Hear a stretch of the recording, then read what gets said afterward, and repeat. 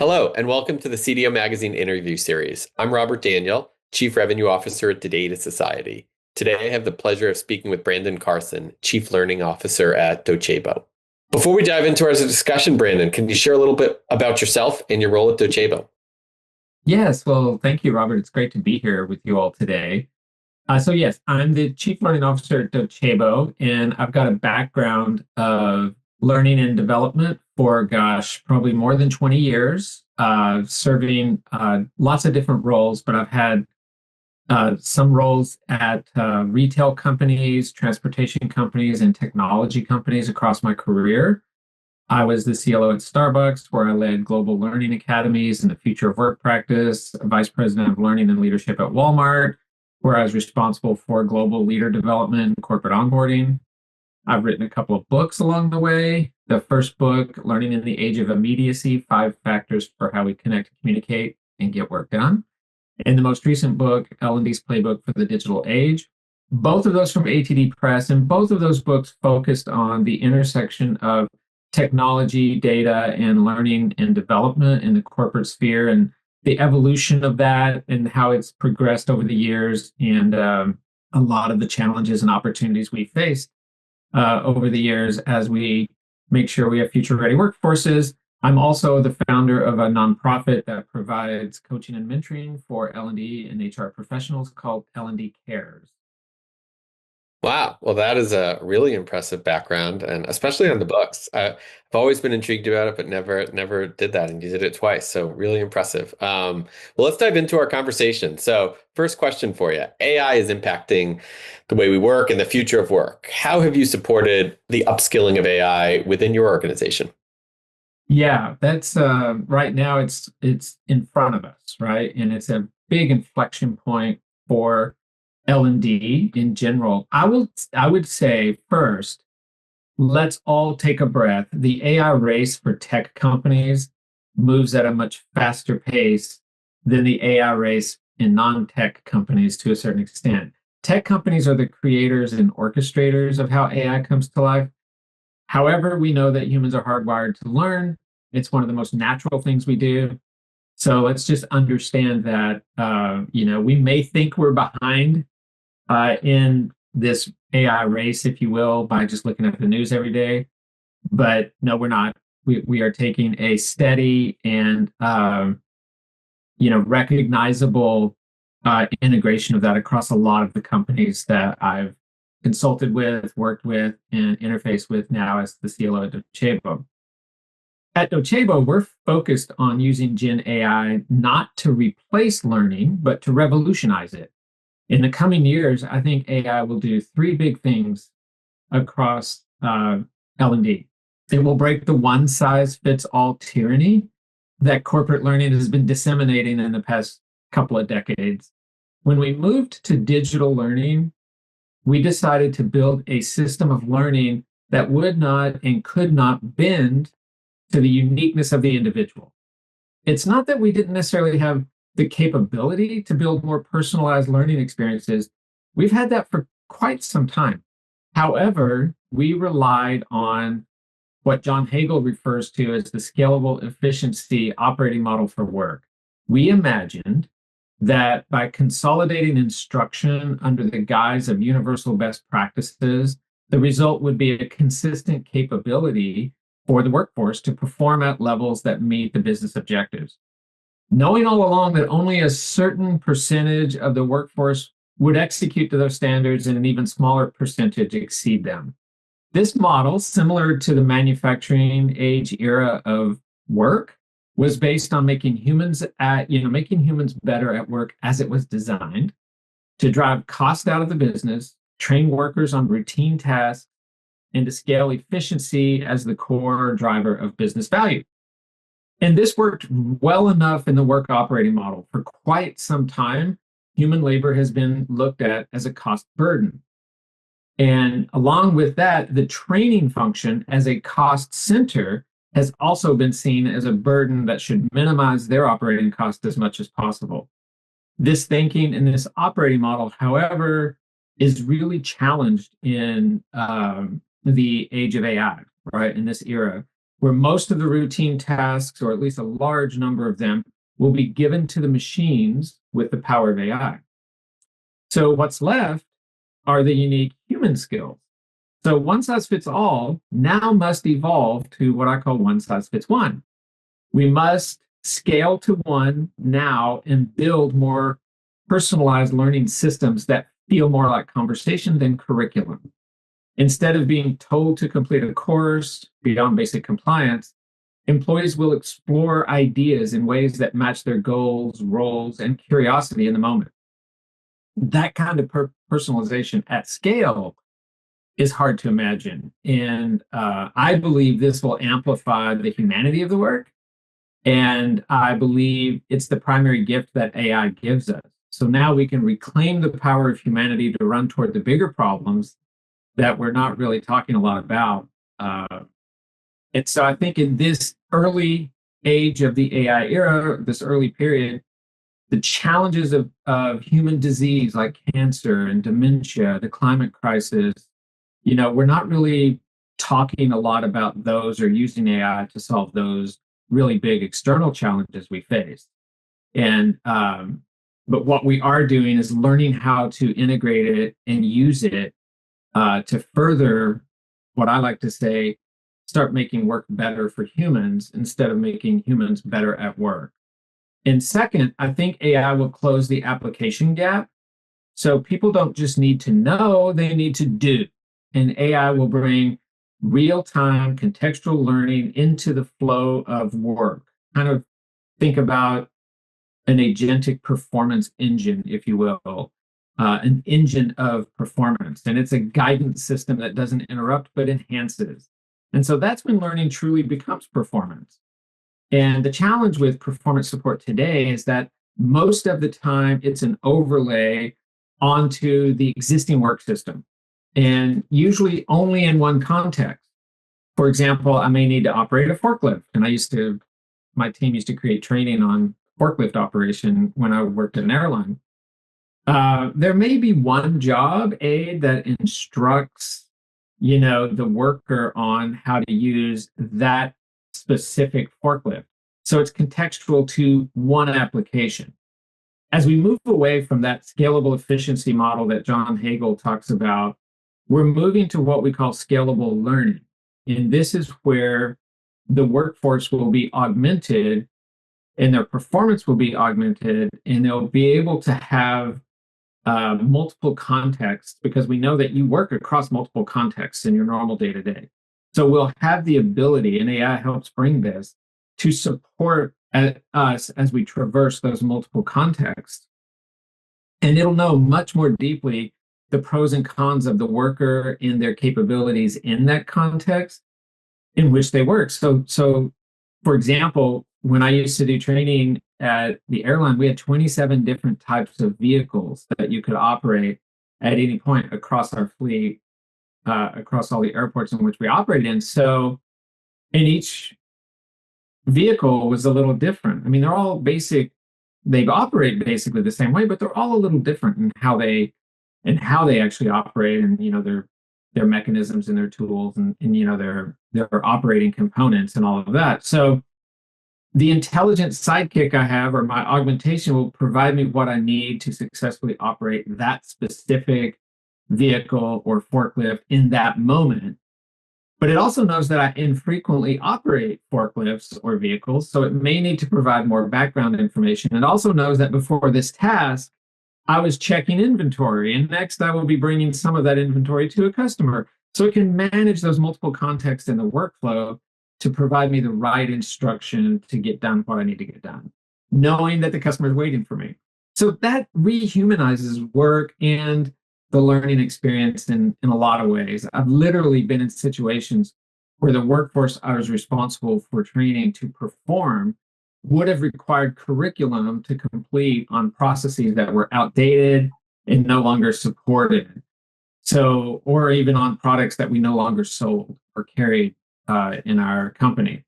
So L&D's number one priority is to reimagine learning and performance support in the AI era, because as the AI native companies rise, legacy companies who are trying to pivot to be AI powered will struggle under the weight of the workforce that can't execute as fast as needed. And finally, the third big thing is that ironically, by handling the mechanical parts, summarizing, suggesting, organizing, AI gives humans more room to focus on higher order thinking, judgment, empathy, and creativity. That's what we should be developing, not just how to use tools, but how to think and act with wisdom in a more complex work world. I remember hearing once, I was in a room with an interview with Eric Schmidt, the former CEO of Google, and he said that he hires for two things: persistence and curiosity.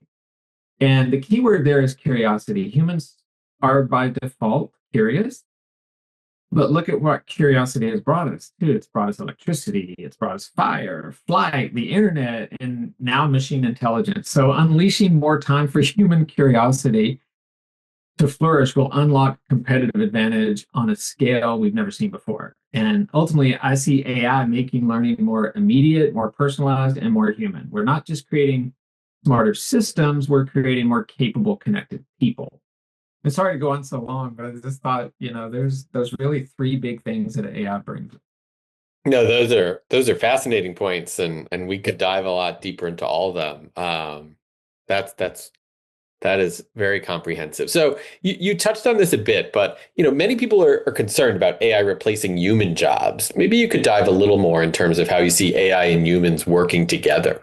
Predictions are challenging. We all know that. The one thing we know is we're really bad at them, humans at least. We're bad at predictions. But having said that, we do know that work will transform. And over the next several years, we're already seeing a lot of that actually. And even over the next several years, we're going to see a lot more transformation in the very meaning of work and how, what work is. And we're also going to see a lot of change in what we expect from work. I would argue that we're in the early stages of the single largest job transformation in human history. And for me, the most significant part of this transformation is, in some manner, the fact that we're going to democratize work in a couple of key ways. So first is that we used to segment the workforce into two types: those who engage in physical work and those who engage in cognitive work. In the past, some referred to cognitive workers as knowledge workers. As work evolves, this separation between physical and cognitive work will diminish as every worker at every level and every type of job will need technology to get that job done. And you can already see it happening. If I'm a janitor, which I was in my younger years, a factory worker, a scientist, or a researcher, I will be a cognitive worker because the work itself will get more complex than it is now. The work that we relegate to humans will not be so tightly prescribed as it has been for the last century, especially in the manufacturing age era. And every worker will need technical acumen to succeed. Second, as we redefine work, we are discovering that the scalable efficiency model that I mentioned earlier is structurally challenged by technology and how we're seeing AI integrate and evolve into our business systems. That means that the work many humans do now, like I was talking about earlier, can be done much more efficiently by computers, intelligent systems, automated workflows. And if predictions hold, which I know predictions are hard for us, but if that holds, the integration of agentic systems into the workflow looks to bring even more automation and augmentation support to the work. So now this is where we are with discussions around the future of work. And we are at an inflection point where we need to make some fundamental decisions about the intersection of intelligent machines and humans and how we want to shape that, what I mentioned, the very meaning of work. We've had a few of these inflection points over the last century, though, so this isn't new to us as humans.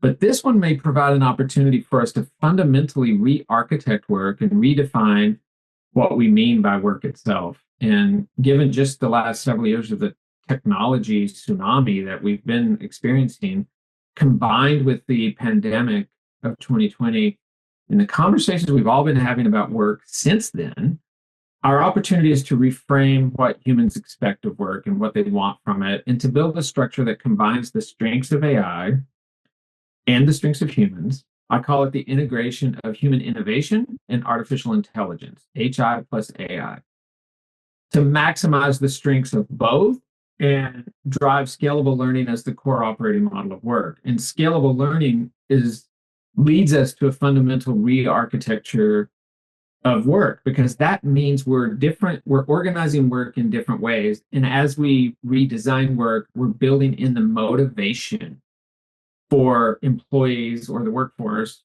to learn while working. And how we build that structure within the workplace, how we organize teams, how we look at success for both humans and AI systems in the flow of the work. All of those are really critical for us to figure out and formulate as we re-architect jobs and what it means to work, right? Over the past 2 decades, just, to be honest, corporate L&D functions have been resource constrained.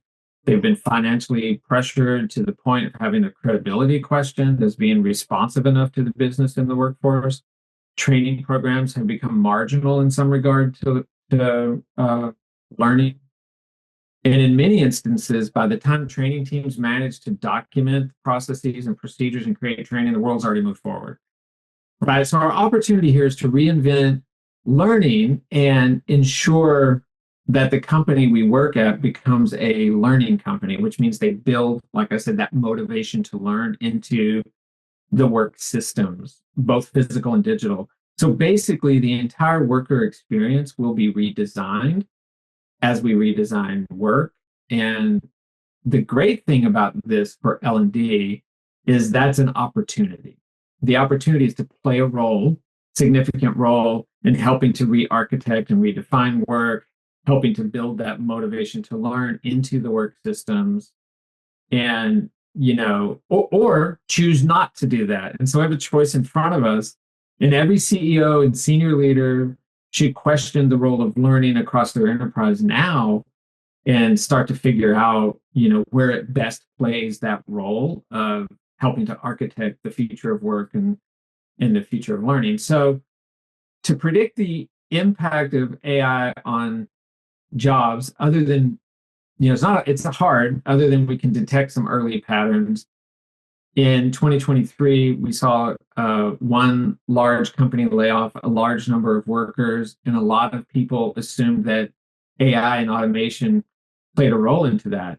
But if you look at hiring at that company, they've actually hired back more than those workers they initially laid off in 2023 since then. So the question is, what are the skills that keep humans future ready as AI takes on more of the routine tasks? And if I were to predict, and we can come back in a couple of years and see if this Yeah. is really a good prediction. I believe AI will be a job creator instead of a job destroyer. It's just critically important that workers get the right skilling to ensure they're able to be competitive in this new job market. Well, I'm very optimistic on that as well. Yeah. So lots of alignment there, and we should come back to this in like 2030, see how we did. Yeah, we will. Um, but last question for you. Do you have any practical advice for learning leaders on how to promote the use of AI within their organization? And, at Docebo, you must have a very broad lens. So, some practical advice. Yeah, I mentioned becoming a learning company, and during COVID, I was working at an airline, and the CEO of the airline told us, emphatically in a town hall as it was unfolding, that we didn't have a playbook for a global pandemic, and now we need to become a learning company. And initially, we thought that learning teams, learning functions, and learning leaders would be really more on the chopping block as companies sort of reset and try to figure out how to drive business continuity through the health crisis we were in. And it actually worked out to the other way. We became, as a function, HR and L&D became much more visible and relied upon to drive business continuity. And so I think we have a great opportunity to really not necessarily continue to struggle for a seat at the table where decisions are being made strategically, but to recognize, like my friend Mark Ramos says a lot, we are the table. And so we no longer need our invitation. We need to take charge and set that table and really be the key driver of transformation as AI looks at changing every aspect of work, right? And it's happening a little quicker than last transformations and innovations. We've been in this space before. I mean, candidly, digital transformation and the move to the cloud, and even going further back, right, moving out of the manufacturing age era as we set computers on desktops, right? And all of these things have strained workers and leaders and businesses, but they've also brought so much opportunity and promise. So I think this is our moment, candidly, to embrace this tool and this technology and this transformation that it's bringing, and to really drive that forward and help our workforces and help our leaders and our businesses, because this really is going to go to the business's competitive advantage. It's going to go to the ability for the human workforce to remain relevant and able to add value and bring value creation. So I would argue that we need to think of AI as business infrastructure, and we need to embrace where its strengths are. We need to recognize its opportunities, and L&D can play a really crucial role in enforcing and making sure the humanity of the work stays central as decisions are being made about how to implement and integrate this technology and transformation across the workforce. So we need to become principal in those conversations. Great. Well, Brandon, thank you so much for joining me today. And for more interviews and insights, please visit cdomagazine.tech. Thank you, Robert.